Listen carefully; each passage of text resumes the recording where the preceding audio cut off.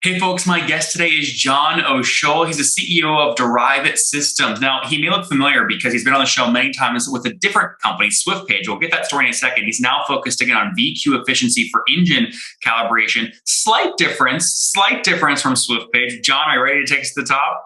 I'm ready, man. Good to see you. So, how do you go from SwiftPage to engine calibration? It's, the underlying factor there is technology, right? So Yeah. as long as technology, whether it's CRM or auto tech, it's all the bits and bytes, for sure. But yeah, no, I mean, we were SwiftPage for a long time and really, really had a lot of fun growing that business. We sold that off to SFW Capital in at like mid 2018.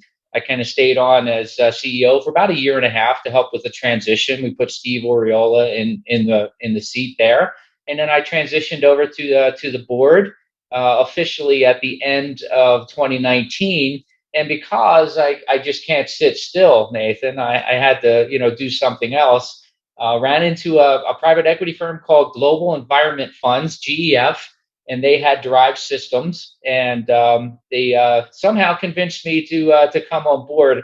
And as we were talking earlier, my first day on the gig, March the 16th, 2020. And if everybody remembers that, that's when we said, hey, everybody lock ourselves in a room and for 3 weeks, and we'll flatten the curve. So I walked in the door and to everybody, I said, hey, I'm John. Everybody go home. Let's unpack this story here real quick. So 2018, you sold SwiftPage. Now, were you running SwiftPage on behalf of a private equity firm, or did you own a majority of that business? We were running. Yes, we were running that on behalf of a private equity firm, a couple of firms, Excel KKR, Jump Capital, were the main players in SwiftPage at that time. And so just to close out that story, what did you guys sell it for to SFW? I can't give you the exact number, but I will tell you that everybody was extremely happy. Can you give me a massive range that won't get you in trouble, above or below 100 million? Let's just say 100 million is, yeah, yeah. The answer is yes. Yeah. So, somewhere in there. Okay. All right. Somewhere in that role, yeah. So, John, you're super active in the Colorado sort of startup ecosystem. Is that how you came across GEF? How'd they find you? They found me. Yes, I mean I'm connected with the startup world for sure. I'm connected with a ton of private equity firms, and it's a very ancestral kind of group. One firm will be talking to another firm and said, "Hey, you need to talk to this, to this guy, etc." And that's how I ran into GEF. So why do they make a connection and say, well, this ex CRM and sales automation guy will be a great thing to put on Derived Systems? How did that connection happen? It's about leadership, quite frankly. If you look at Derived Systems has been around for a long time, so it's not a startup. Wait, There's a startup. when did it launch? It actually GEF launched this in 2013. It was a combination of a couple of different companies coming together. So I'll give you that story here in a second. But it had gotten to a point where it had lost its way. And what I'm known for is a leader that comes in, rapidly understands what's going on, rapidly understands what needs to be done to fix it, and then more importantly, rapidly putting in place a plan to grow it and increase value. And so that's how they came across me, and they said, are you up to the challenge? And I said, oh my God, absolutely. This is a lot of fun. But you want me to give you the 30-second history on Derive? Well, let's talk about the product though quickly first, because you have three product lines: this SCT product, a thing called Bully Dog, and then Derive VQ. I guess who is the buyer? Who is buying this stuff? So let me give you a quick lay of the land. Derive. Think of Derive as a company with two business units and three brands. Our two business units are the enthusiast business unit. So that's any car enthusiast. So if you got a Mustang or a Jeep or a pickup truck, etc., and you want to tune it and get more power out of it, etc., that's what's called a car enthusiast. And so that's one business unit. And then the other business unit is the enterprise business unit, which is more corporate fleets and fleet management, etc. And then, as you mentioned, the three brands, Wait, SCT, who would be Bulldog. that? What's an example of a corporate? For like McDonald's delivering like trucks or their. Yeah, well, you could do that, but one of our largest customers is Comcast, right? They have 26,000 vehicles in their fleets. You probably see them driving all around the Xfinity little vans and pickup trucks, et cetera. Verizon is another one. Safe Light. You can kind of think about that. Amazon's got huge So how DHL, would they use your product? They're using it to get better gas mileage or better route plan or what? So in the enterprise space, the VQ platform, the brand VQ platform, has three applications that hang off of it. VQ efficiency, which is one that we're getting the most traction in the market right now. VQ telematics, and then VQ safety. So let me talk about VQ efficiency. And what we do there is we actually tune the engine to get the maximum fuel efficiency and the maximum carbon reduction. We can also set speed limiters and things along those lines. So a company like Comcast is got that portion. They've got our entire platform, but just on that portion alone, they're saving $8.5 million a year on fuel. But more importantly, there's 24,000 metric tons of carbon that they're eliminating from the atmosphere or from the environment every single year. So you're hoping to meet their ESG targets then, probably. Absolutely. Yeah. Who's our buyer? Most of the time on that side, it's the fleet operator, but we're also getting, the corporate risk officer and the chief sustainability officer that, are contacting us to help them out. Mm-hmm. So that's VQ efficiency. VQ telematics. Are you familiar with telematics? I mean, that's been around for forever, right? Yeah. I mean, yeah. We're not a telematics player. We don't have telematics software. What we do is we integrate with all the big telematics players out there, the Geotabs, the Spirions, the Fleetmatics, etc. We actually use them as a channel to get to the customer. And so we're kind of an open platform on that side. We have a very light telematics platform that if somebody doesn't have something, we can put in place, but that's not where we really compete. And then VQ safety is really going after two other big issues that these fleets have, and that is speeding and distracted driver. And so we have a distracted driver prevention application, and we have a dynamic speed control where, based upon where you are, like if you're a fleet operator, you say, hey, I don't want my fleets to go any more than 10 miles over the speed limit, no matter where they're at. And we're able to dynamically understand where you're at via GPS, understand what the speed limit is, and then set it so that your vehicle, if you go over that 10 miles, it's a very, very annoying thing for the driver to quickly back. Break down the importance of these two cohorts, car enthusiasts and enterprises, in terms of your top line revenue. Last year, what was the revenue split between the two? So revenue is 75-25 right now. So think of the enterprise business. 75 enthusiasts, 25 enterprise, right? So just to give you an idea, this year we're on track to be about a $55 million company, and that split is still going to be the same of 75-25 this year. The challenge is that the enterprise business is a rapidly growing business, and that's going to take off like crazy, right? So what is it? If you do 55 this year, Joel, what would that be up from last year? We are going to be right now, first half of the year, we're up 35% year over year. And sorry, John, I was just on with another founder named Joel, and obviously I'm trying to do John here, but so up 35%. So what you finished last year at around 40 million, something like that? Yeah, a little bit. Yeah, a little bit more than 40 million, but yes. Mm-hmm. And how much of that is software? Almost all of it is software. We do have devices that we sell but the device is only used to deliver our software. So on the enthusiast side, we sell these devices, right? And you use that to plug into your OBD2 port, but that downloads the software, and it's the software. How much is that piece of hardware? I'm sorry? How much is that piece of hardware? How much is the hardware?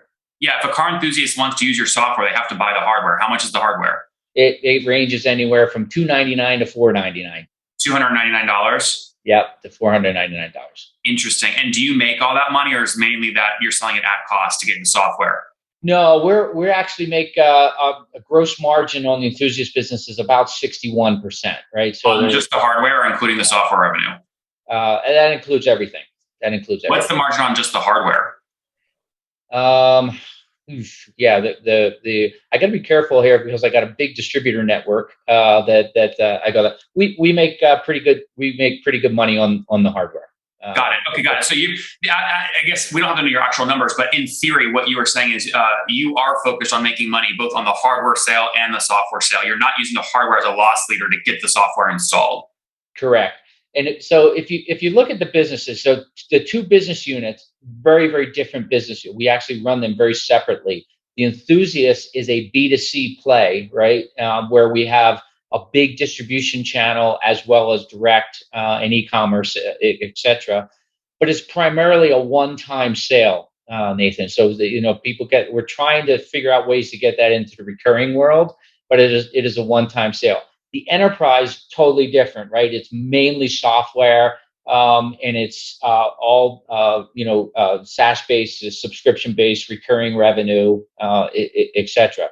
And so two very different business models. Just to give you an idea, the enterprise business, which is really the fast grower, it grew first half of the year 44% year over year. And then the Enthusiast business grew about 30% year over year. Now, the challenge is the Enthusiast business, it's really growing 20 and 21. I really turned the business around and grew it a lot. The Enthusiast business is probably more like an 8 to 10% top line grower with a 30 to 35% EBITDA margin. So it's a very steady Eddie business that throws off a lot of cash, a lot of EBITDA. And then you've got this fast growing SaaS based model over here. And the way that we did it is we took the technology. So the technology is really the secret sauce of this business. In the Enthusiast world, what do? We read from the engine's ECU, which is the computer on the engine. We understand, what are all what's the data. We make changes to that data, and then we write back to the engine again, right? So we do that. And on the Enthusiast side, you're doing that to get more speed, power, torque, etc. Then we took that technology and we said, hey, there's an adjacent market for this. And that's really the enterprise business. If we took that technology and instead of we read from the engine, we make changes, but just to do the opposite, to make it more fuel efficient and more carbon friendly. And that's really the secret sauce. In the enterprise fleet management space, nobody's doing that. Everybody's reading from the ECU to do telematics and all that other kind of stuff. Nobody is really writing back to it. So that's why we have this really interesting, cool, VQ efficiency that's going on. I got a crap load of numbers I'm going to throw at you here in just a couple minutes, but I'll let you get a couple words in. Well, yeah. So tell me on the SaaS side, on the enterprise side, what's the average enterprise customer paying per month?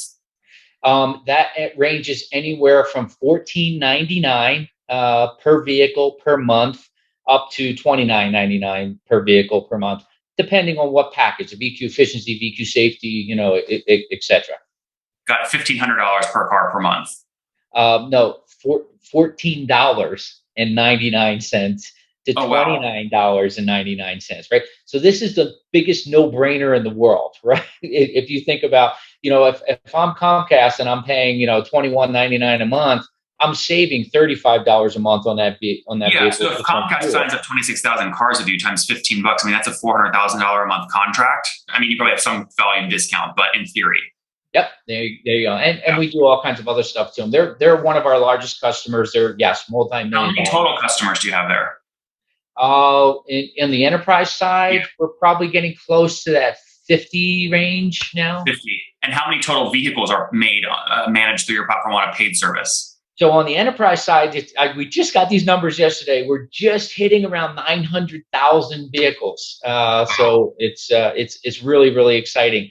All total across, we've got over 2 million vehicles that are running our technology throughout the years, including enthusiasts plus the enterprise. Now, John, if you have 900,000 vehicles, obviously there's volume discounts here because at $15 a month a pop, that's like 13.5 million a month in revenue. Yeah. So here's the problem, right? When I stepped in, they were not doing this as a subscription base. They were selling this as a one-time. They were selling it anywhere from, one-time shot of $200 to $150 or whatever. So the model was way off. So yeah, we're not 13 million a month in revenue yet, but we'll get there. We'll get there. Yep. I mean, it sounds like you're closer to something like 4.5, 5 million a month right now in revenue. If you're going to finish this year at $55 million run rate, is that accurate? Yeah, across both business units, yes. Yeah, well, we know enterprise is 25% of the 5 million a month, so about 1.5 million or a million ish is coming from the enterprise side, based You off the got the numbers, brother. You got the Okay, numbers. sweet. And is this pretty sticky? People don't churn once they pay for the hardware, get it all installed, right? Correct. And we have in fact, it's so sticky that as these enterprises are buying new vehicles, because what you have on these fleets is that old vehicles go off, new vehicles come on. They're bringing in new vehicles. We're getting those vehicles as well. Mm-hmm. Now you're obviously backed by private equity here. I mean, are you guys thinking about raising additional capital? How much has the business raised since 2013? So the business has raised, it's difficult to say because GEF came in and the way that they formed this business is they acquired SCT, which was a standalone company, and that was based out of Florida. So we have big offices and two big offices right outside of Orlando. And then they acquired Bully Dog, which was based in Idaho. So we have an office in Idaho. And that formed Derived Systems, the enthusiast side of the business. They put in a lot of capital to do that. And then put in a few more, some more capital over the years to kind of spin off the enterprise business. But when I came in, I refinanced the debt very, very quickly. We took out the player that we had in there. I brought in Energy Impact Partners, or EIP, as a debt provider. So if you think about it, I now have an ESG debt provider and an ESG private equity. And how now much debt they're aligned. 20 million. Okay, got it. And cost of capital under 9% interest? Yes. Okay, cool. Like LIBOR plus like 1 or 2 under 5%? Yep. That's pretty darn good. What's team size? We have a very good deal. Very good deal. That's a good deal. Yeah. What's team size today? About 170, 75, 175, and just split. We got Broomfield, Colorado, Idaho, Pocatello, Idaho, and then Sanford, Florida. Very good, John. We're out of time here, but hell of a story. Let's wrap up with the famous 5. Number 1, favorite book. Hey, the one I'm reading right now, I actually got 2. The CEO Test. If you've ever read it, it's really, really cool. It's a book that you kind of look at and test yourself as where am I at as a CEO. So it's pretty good. The other one is called Biology, and then Buy is spelled B-U-Y. So it's a marketing play there. So that's a cool book too. John, number 2, is there a founder you're following or studying? So this is weird. I'm all over the place, but right now I'm really into Elon Musk. Number 3, what's your favorite online tool for building a business? So this one right now is Microsoft Teams. It saved my life, quite frankly. As a new CEO coming in and trying to get to know everybody in the organization, if I didn't have that online tool, we would not have been able to do that. And it's something we use every single day to stay connected as we're all working remotely now. Number 4, how many hours of sleep do you get every night? I get 7 hours of sleep. That's good. Situation? Married, single kid? Married, 4 kids, 5 grandkids. Wow. And how old are you, John? 59. Take us back. Someone you wish you knew when you were 20. When I was 20 years old, I wish that I would have been more like the Bill Gateses. When I was 20 years old, it was 1982. So you probably weren't even born back then. No. But I wish I would have been more like an entrepreneur. I was actually a sophomore in college. I was the quarterback of the football team, and I was thinking I was going in the NFL. But then I really said, no, I got to go into corporate America. I wish I would have went more entrepreneurial back then. Guys, there you have it. He sold SwiftPage to SFW Capital mid-2018, sat on the board in 2019, then got bored and ended up getting in sync with a new private equity firm who owned a company called Derived Systems. That was GEF. He's now running Derived Systems. The business did about $40 million in revenue last year, 79% on their consumer business, another 25% on their enterprise side. Enterprise growing very quickly, though. They sell hardware, but then really what they do is they then upsell software that enables you to get better engine performance. Speedometer, Comcast can make sure their trucks don't drive faster than 10 miles per hour in certain zones. They're scaling quickly with 50 enterprise customers and over $5 million in MRR, hoping by the end of the year this year. John, thanks for taking us to the top. Thanks, Nathan. Good to see you again, bud. Thanks, man. Take care. One more thing before you go. We have a brand new show every Thursday at 1 p.m. Central. It's called Shark Tank for SaaS. We call it Deal or Bust. One founder comes on, 3 hungry buyers, they try and do a deal live, and the founder shares back-end dashboards, their expenses, their revenue, ARPU, CAC, LTV, you name it, they share it. And the buyers try and make a deal live. It is fun to watch every Thursday, 1 p.m. Central. Additionally, remember, these recorded founder interviews go live. We release them here on YouTube every day at 2 p.m. Central. To make sure you don't miss any of that, make sure you click the subscribe button below here on YouTube, the big red button, and then click the little bell notification to make sure you get notifications when we do go live. I wouldn't want you to miss breaking news in the SaaS world, whether it's an acquisition, a big fundraise, a big sale, a big profitability statement, or something else. I don't want you to miss it. Additionally, if you want to take this conversation deeper and further, we have by far the largest private Slack community for B2B SaaS founders. You want to get in there. We've probably talked about your tool if you're running a company or your firm if you're investing. You can go in there and quickly search and see what people are saying.